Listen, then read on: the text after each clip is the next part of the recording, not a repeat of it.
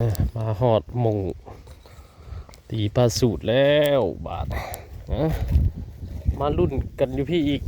รถกะคือเก่าคือเดิมจอดไว้ห่มขามใหญ่นี่คือเก่าเลยนี่ต้นขามเลยทางเวหมงเก่าหมงเคยหมงเก่าหมงเดิมหมงได้ปลาสูตรแล้วปล่อยอันเนี้ยนะมารุ่นปลาสูตรอีกจักเด็กจักหน่อยพี่น้องก็จังพากันกลับบ้านกลับช่องบาทรุ่นมาเบิ่งปลาสูตรก่อนน้ำเถอะมาทางนี้เป็นปลาคอก็มีอยู่แต่ว่าปลาสูตรมันสิหลายกว่าทางลุ่มพุทธทางลุ่มพุ่นบัดปลาสูตรบ่ค่อยมีเนาะปลาคอก็พอได้แต่ว่าตัวนั้นมันไก่มาตีปลาสูตรมารุ่นอีกว่าสิได้จักแต้มหรือบ่ปลาสูตรเนี่ย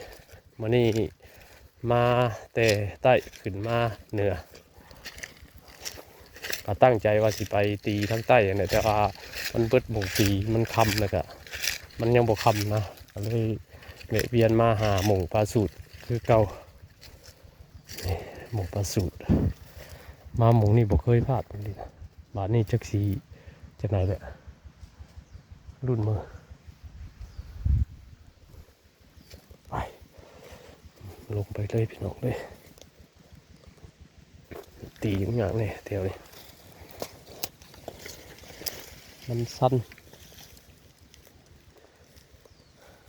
ปลาสูตรลายแต่เพิ่นสีกินให้พี่โบกับมองเนาะ